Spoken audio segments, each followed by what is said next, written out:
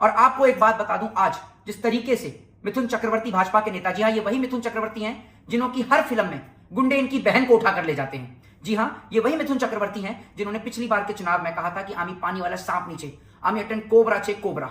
ये जहां पूरे देश के अंदर आज आप देख रहे हैं भारत में लोग गैस की लाइन में लगे हैं, और ये कोई नया नहीं है। मोदी जी देश की जनता को लाइन में लगा लगा कर ही उनका टाइम निकाल देंगे। कभी नोटबंदी की लाइन, पहले आपको याद होगा जब नोटबंदी करी थी तो उस वक्त पर नोट नहीं थे, और अब गैस नहीं है। कहने का मतलब यह है कि पहले कैश नहीं था, अब गैस नहीं है। पहले आप नोट की लाइन में लगे, अब गैस की लाइन में लगी है। लोग आगे बढ़ते हैं लेकिन मोदी जी इस देश को पीछे ला रहे हैं। आज लोग वापस से उस वक्त पर आ गए कि लोग चूल्हे पर रोटियां सेक रहे हैं। आप ये सोचिए, ये स्थिति कर दी। गैस नहीं तो बहुत सारी जगह रेस्टोरेंट्स बंद हो गए, सिलेंडर ब्लैक में इतना महंगा मिल रहा है। और ऐसे वक्त में, जिस वक्त में भारत के अंदर गैस की किल्लत हो रही है, उसी वक्त में भारत के प्रधानमंत्री ने बांग्लादेश को डीजल देने का काम किया है। एक और तो बांग्लादेश को लेकर इतना बड़ा नैरेटिव सेट कर दिया कि बांग्लादेश में हिंदुओं की हत्याएं हो रही हैं, रोहिंग्या आ रहे हैं, और उसी बांग्लादेश को प्रधानमंत्री डीजल देने का काम कर रहे हैं। अब अंधभक्तों के मुंह और गले में फेविकॉल अटक गया क्या? बंगाल में चुनाव है और भारतीय जनता पार्टी यानी भाजपा को यहां पर हार का डर सता रहा है। बंगाल के अंदर आज प्रधानमंत्री नरेंद्र मोदी की रैली थी।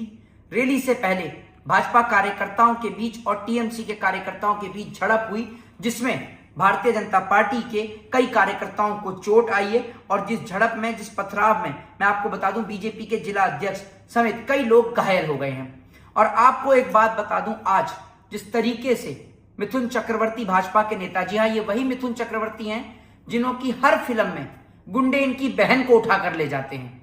जी हाँ, ये वही मिथुन चक्रवर्ती हैं जिन्होंने पिछली बार के चुनाव में कहा था कि आमी पानी वाला सांप नीचे, आमी अटेंड कोबरा चे कोबरा।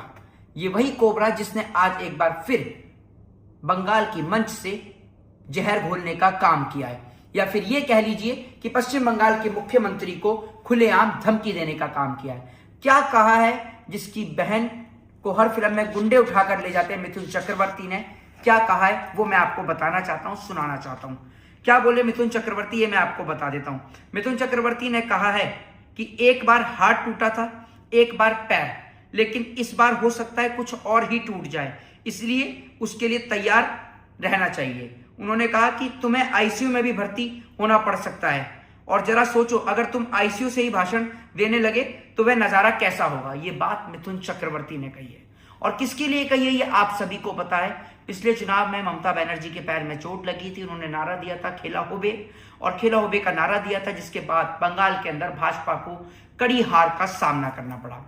अभी अब से कुछ दिन पहले, 2 दिन पहले, पश्चिम बंगाल के मुख्यमंत्री बंगाल की सड़कों पर, कलकत्ता की सड़कों पर 5 दिन का धरना दिया एसआईआर को लेकर। भाजपा बौखलाई पड़ी है, पूरी तरीके से भारतीय जनता पार्टी डरी पड़ी है, सहमी पड़ी है, सिर्फ इस वजह से कि एक महिला मुख्यमंत्री ने जो काम पूरा विपक्ष नहीं कर पाया, वो एक अकेली महिला मुख्यमंत्री ने करके दिखाया। देश के प्रधानमंत्री को हर तरफ से भारतीय जनता पार्टी को हराने का काम बंगाल के लोगों ने और पश्चिम बंगाल की मुख्यमंत्री ममता बनर्जी ने किया है। ममता बनर्जी, चाहे वो कोलकाता की सड़कें हों या सुप्रीम कोर्ट का दरवाजा, हर जगह उन्होंने अपने लिए गुहार लगाई, अपने राज्य के लिए गुहार लगाई, अपने राज्य के लोगों के लिए गुहार लगाई। भाजपा इतना बौखला गई कि पश्चिम बंगाल के अंदर टीएमसी के नेताओं का कहना है, ममता बनर्जी का कहना है कि भारतीय जनता पार्टी अधिकारियों के कंधे पर रखकर बंदूक चला रही है। इससे पहले टीएमसी का कहना है कि एसआईआर के जरिए कई लाख लोगों का वोट कट चुका है और कई लाखों का वोट कट सकता है। भारतीय जनता पार्टी, अगर ऐसा हुआ, अगर कई लाख वोटों की हेराफेरी हुई तो भारतीय जनता पार्टी यहां पर जीत सकती है। तो भाजपा जहां जीतती नहीं है वहां पूरी तरीके से बेईमानी करती है। ममता बनर्जी को हराने के लिए प्रधानमंत्री नरेंद्र मोदी से लेकर तमाम भाजपा साम दाम दंड भेद की नीति को अपना रही है, लेकिन बंगाल की जनता पूरी तरीके से जोश के साथ एक बार फिर ममता बनर्जी को वोट करने के लिए वो टीएमसी के साथ खड़ी है, तृणमूल कांग्रेस के साथ खड़ी है। इसी बीच आपने देखा कि भारत को जिस तरीके से मोदी जी कहते हैं कि विश्वगुरु बनाएंगे, वहीं मोदी सरकार के तमाम राज्यों में गैस के लाले पड़े हुए हैं। कई होटल, कई रेस्टोरेंट, कई ढाबे बंद हो चुके हैं गैस की किल्लत के चलते, और रेस्टोरेंट में काम करने वाले लोगों की वीडियोस सामने आ रही हैं जिसमें वो लोग रो रहे हैं। ये कह रहे हैं कि जब काम ही बंद हो गया तो बच्चों को खिलाएंगे क्या, सिलेंडर कहां से खरीदेंगे। जी हाँ, जो लोग रेस्टोरेंट में काम कर रहे थे, जब गैस नहीं तो बहुत सारी जगह रेस्टोरेंट्स बंद हो गए, सिलेंडर ब्लैक में इतना महंगा मिल रहा है, और ऐसे वक्त में जिस वक्त में भारत के अंदर गैस की किल्लत हो रही है, उसी वक्त में भारत के प्रधानमंत्री ने बांग्लादेश को डीजल देने का काम किया है। एक और तो बांग्लादेश को लेकर इतना बड़ा नैरेटिव सेट कर दिया कि बांग्लादेश में हिंदुओं की हत्याएं हो रही हैं, रोहिंग्या आ रहे हैं, और उसी बांग्लादेश को प्रधानमंत्री डीजल देने का काम कर रहे हैं। अब अंधभक्तों के मुंह और गले में फेविकॉल अटक गया क्या? अब क्यों नहीं बोल रहे अंधभक्त? अब सवाल करिए अपने डैडी से। अब आपके डैडी क्यों चुप है? जवाब करिए ना, आप अपने डैडी से जवाब लीजिए। और मैं आपको बता दूं कि जिस तरीके से बंगाल के अंदर आज प्रधानमंत्री नरेंद्र मोदी की रैली से पहले जो आक्रोश जनता के अंदर देखने को मिला, वो साफ दिखाता है कि बंगाल की जनता एक बार फिर ममता बनर्जी को लाना चाहती है और भाजपा को बंगाल में ही नहीं, पूरे पश्चिम बंगाल में कहीं भी घुसने नहीं देना चाहती। और एक चीज मैं आपको बता दूं कि जिस तरीके से भारतीय जनता पार्टी हर जगह ईवीएम में बेईमानी कर कर, घपले कर कर, और जहां ये नहीं जीत पाती वहां ऑपरेशन जो है वो लोटस कर कर एमएलए को, विधायकों को खरीद कर जो अपनी सरकार बनाती है, वो बंगाल में नहीं चल पाता। बंगाल के जो लोग हैं, बंगाल के लोग अपनी भाषा, अपनी मिष्टी दोई के लिए जाने जाते हैं। यहां हिंदू मुसलमान नहीं चलता। ये धरती रविंद्रनाथ टैगोर की है। और ये बात मैं बताना चाहता हूं देश के प्रधानमंत्री को कि जिस तरीके से हर खांसने वाला केजरीवाल नहीं हो जाता, ठीक उसी तरीके से हर दाढ़ी बढ़ा लेने वाला रविंद्रनाथ टैगोर नहीं हो जाता।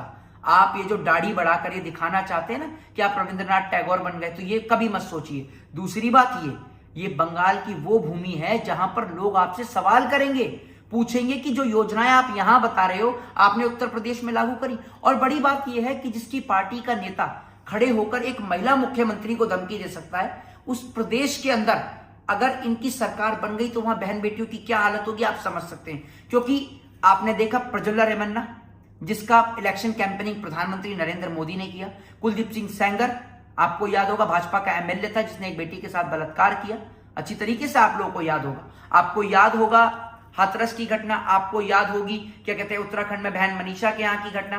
तमाम घटनाएं भाजपा की सरकार के राज में हुई है। लेकिन भारतीय जनता पार्टी आज अगर देश की बहन बेटियों को किसी से बचाने की जरूरत है तो भाजपा के नेताओं से। एप्स्टीन का आपने नाम सुना होगा। एप्स्टीन से 2 बार मुलाकात भाजपा के नेता हरदीप पुरी ने करी है। वो एप्स्टीन जिसको लेकर पूरे वर्ल्ड की मीडिया लगातार उसका विरोध कर रही है, हमारे यहां पर उस पर कोई चर्चा ही नहीं है। जहां पूरे देश के अंदर आज आप देख रहे हैं भारत में लोग गैस की लाइन में लग रहे हैं, और ये कोई नया नहीं है। मोदी जी देश की जनता को लाइन में लगा लगा कर ही उनका टाइम निकाल देंगे। कभी नोटबंदी की लाइन, पहले आपको याद होगा जब नोटबंदी करी थी तो उस वक्त पर नोट नहीं थे और अब गैस नहीं है। कहने का मतलब यह है कि पहले कैश नहीं था, अब गैस नहीं है। पहले आप नोट की लाइन में लगे, अब गैस की लाइन में लगी है। लोग आगे बढ़ते हैं लेकिन मोदी जी इस देश को पीछे ला रहे हैं। आज लोग वापस से उस वक्त पर आ गए कि लोग चूल्हे पर रोटियां सेक रहे हैं। आप ये सोचिए, ये स्थिति कर दी। और वो तो शुक्र मानिए कि अभी युद्ध 10-12 दिन भी नहीं हुए, युद्ध को 15 दिन, तब देश की ये स्थिति हो गई।